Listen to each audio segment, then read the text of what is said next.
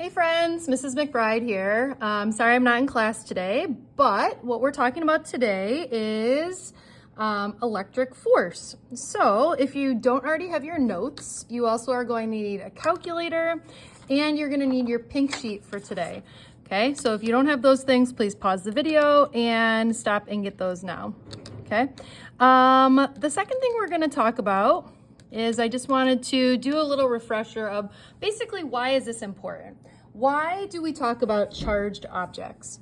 Okay, well, number one, we see this in everyday life in the form of lightning. Okay, so when we're talking about lightning, like here's the Earth.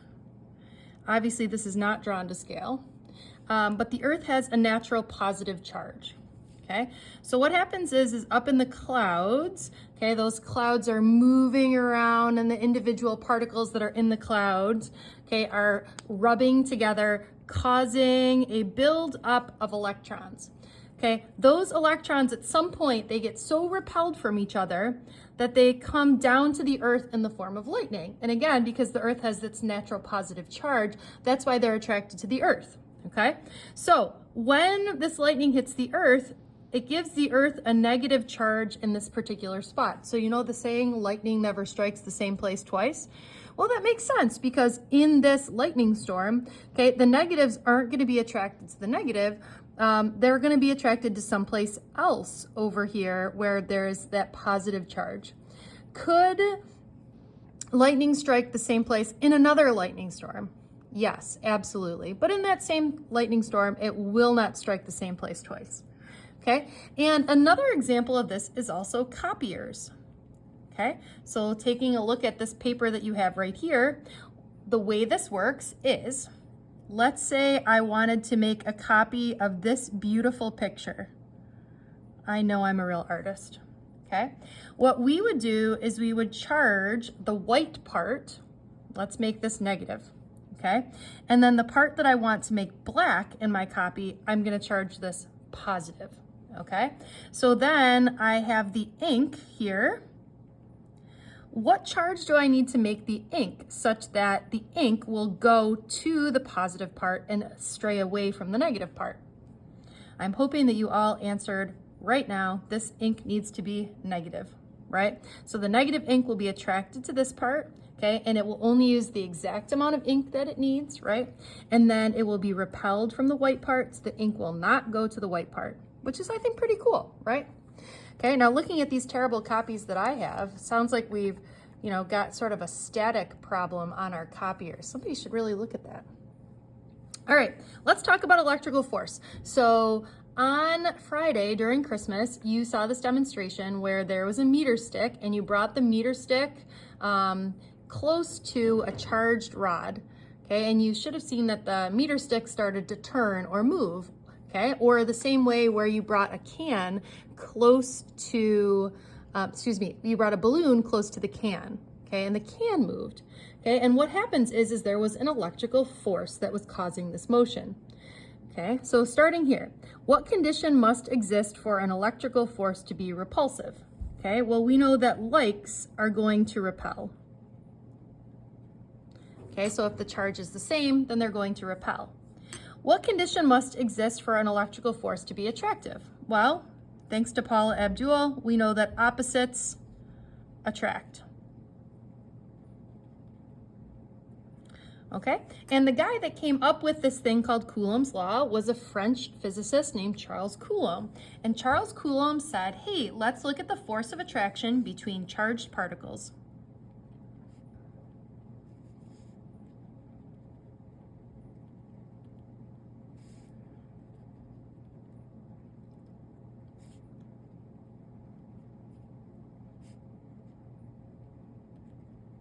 Okay, and he gave the following equation. He says that Fe, okay, what does this stand for? Well, the F stands for force, the E stands for electric, is equal to K Q1 Q2 over R squared. Does this look sort of familiar? Do you remember, you don't have to write this down, do you remember this equation, Fg equals G m1 m2 over r squared, right? This should look sort of familiar. Interesting the way that the world works, right? That the equations are the same. Okay, now Fe, remember this is the electrical force.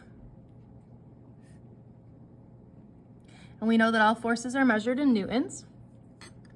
K is something called the electrostatic constant.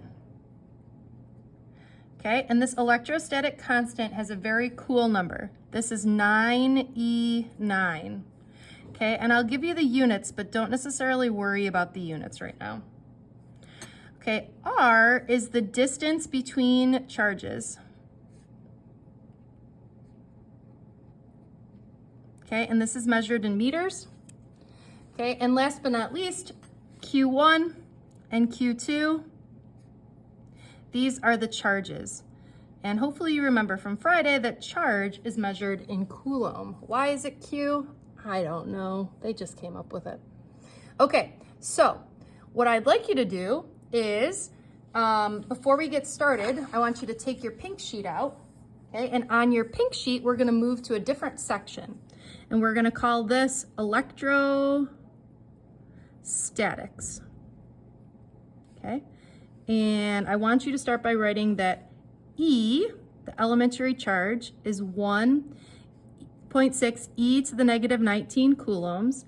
And again, this is the charge on an electron or proton. Okay, and then I also want you to add in this equation that we just learned, that Fe, the electrical force, is equal to K Q1 Q2 over R squared. And right next to this, I'm gonna write that K is 9e to the 9. Okay, if at any point I'm going too fast, please just pause the video and go from there. All right, let's do two sample problems. Here we go. Sample problem number 1 says a negative charge of negative 2.0 e to the negative 14 coulombs and a proton are separated by 3 times 10 to the negative 5 meters. Calculate the force acting between the two particles. Okay, so I'm going to use my equation Fe is equal to K Q1 Q2 over R squared. Okay, now first of all, what is K? Well, K is always my 9e to the 9. Okay, what is the first charge? Well, they give us the first charge here as being negative 2. I'm going to always use the e, which I would recommend you doing, e to the negative 14. Okay, and what is the second charge? Well, this just tells me that it's a proton, but you have to remember, you must, have I said it enough? You must remember that a proton, just like an electron, has a charge of the elementary charge, that 1.6 e to the negative 19. You're definitely going to need this for your activity today. Okay, and then we're going to divide by the distance that they're separated squared. So this is my 3e to the negative 5 squared. Okay, this is when I want you to pause the video and do some calculations.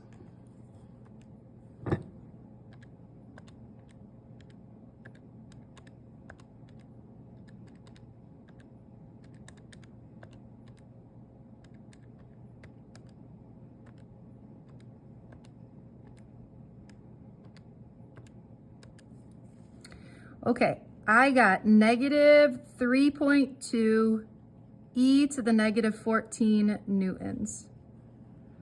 Okay, now the negative, this should tell you that I must have a positive and a negative, right? Because that would be the only way that I would get a negative answer. If I have a positive and negative, this also means that this force is attractive, okay? For example, if we had two negatives, negative times negative would give you positive. If you had two positives, positive times positive would give you positive. So again, if you get negative, that means that these are attractive because they're opposite charges. If you get a positive sign, this means that these are repulsive because they're the same sign, okay? All right, let's try one more problem and then we'll be done for today. This one says, calculate the force of attraction between A and B. Now this A, the charge is 1.5 NC. What does this N stand for? Well, we've definitely seen nanometers. This, my friends, is a nanocoulomb, or e to the negative 9. Okay, so again, we're going to use the equation that Fe is equal to K Q1 Q2 over R squared, and we're going to find the force of attraction between this 1.5 nanocoulomb charge and this negative 0.5 nanocoulomb charge. First of all, is this attractive or repulsive? Hopefully you said attractive because they have opposite signs.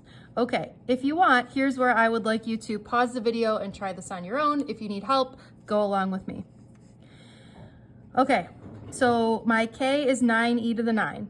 The first charge is my 1.5 e to the negative 9, and my second charge is my negative 0.5 e to the negative 9.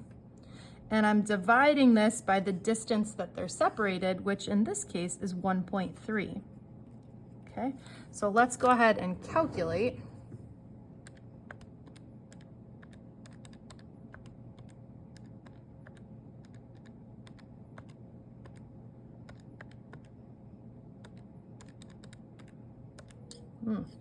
I'm gonna put this in scientific mode here. Okay, so I'm getting negative 3.99 e to the negative 9 newtons when I do this, and I'm just gonna write myself a note that this negative means that this is attractive. All right, friends, hopefully you are good and you understand what's going on. Have a good day.